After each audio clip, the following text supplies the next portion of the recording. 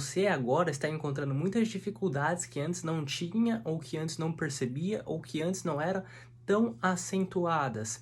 Por quê? Porque você está ficando mais tempo em casa, você está tendo mais liberdade, você está tendo mais controle sobre o seu tempo e ao mesmo tempo que isso é bom, você pode ficar perdido, você pode ficar sem saber o que você vai fazer com todo aquele tempo, com toda essa liberdade. E você então precisa ter maturidade, você precisa ter ali um senso de disciplina, organização, planejamento, várias ferramentas, várias habilidades você precisa desenvolver, porque agora você não vai ter ali alguém para te cobrar tanto, você não vai ter uma rotina fora de casa que vai ser tão específica, tão rígida. Então você precisa colocar algumas regras para si próprio, você precisa colocar alguns marcos no seu dia, alguns pontos fixos, você precisa fazer combinados consigo mesmo, você precisa ter ali realmente uma nova forma de lidar com os estudos. Esse primeiro IGTV eu quero falar sobre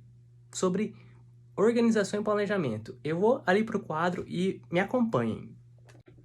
Seguinte, ó, aqui tem um cronograma, que é a sequência das matérias que você tem que estudar em cada dia. É uma coisa fixa ali semanalmente, mas o cronograma é diferente de planejamento. O cronograma é o que você vai ter que estudar. Então aqui, segunda-feira redação, matemática e biologia, mas o planejamento ele é diferente, ele é algo mais específico e que você deve fazer tanto semanalmente como diariamente, para você especificar o que você vai fazer, para você ter mais controle, você saber assim, eu vou fazer uma redação, o que eu vou fazer especificamente de redação? O que vai ser? Vai ser produção? Vai ser pesquisa?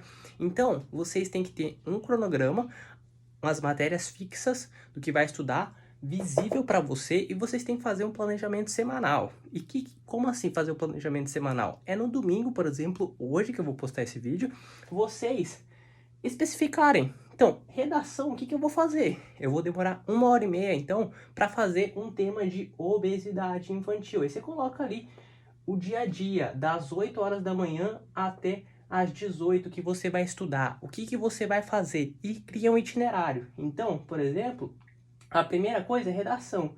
Então, das 8 às 10 é produção do texto. Produção do texto. Aí aqui das 10h30 a meio-dia, por exemplo, você vai fazer 15 questões de função do primeiro grau. E aqui de tarde, por exemplo, das 14 às 15, você faz mais 15. E aqui das 15h30 às 18, você estuda biologia, por exemplo, questões de ecologia, relações ecológicas, 30 questões. Isso aqui é um planejamento do seu dia. E você pode fazer no domingo para a semana inteira. E aqui você vai chegar amanhã, por exemplo, na segunda-feira, e você vai ver o que deu certo, o que deu errado. O que deu certo, isso daqui deu certo. Isso daqui eu demorei mais que 1h30.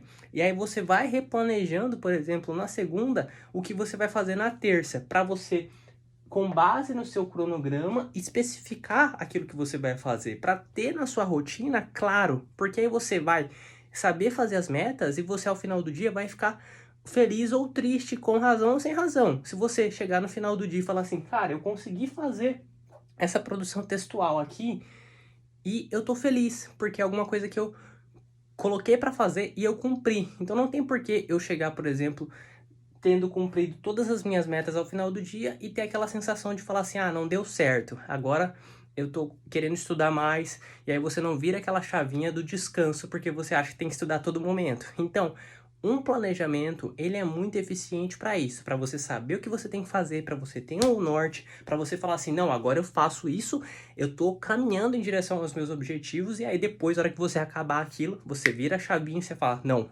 foi um dia, eu cumpri o que eu tinha que fazer e agora eu posso descansar, porque o descanso também faz parte da minha preparação para o vestibular. E se vocês gostaram, aqui ó, embaixo, coloca a hashtag Dominei, que vai ser esse vídeo o primeiro de 10 que eu vou postar. Abraço!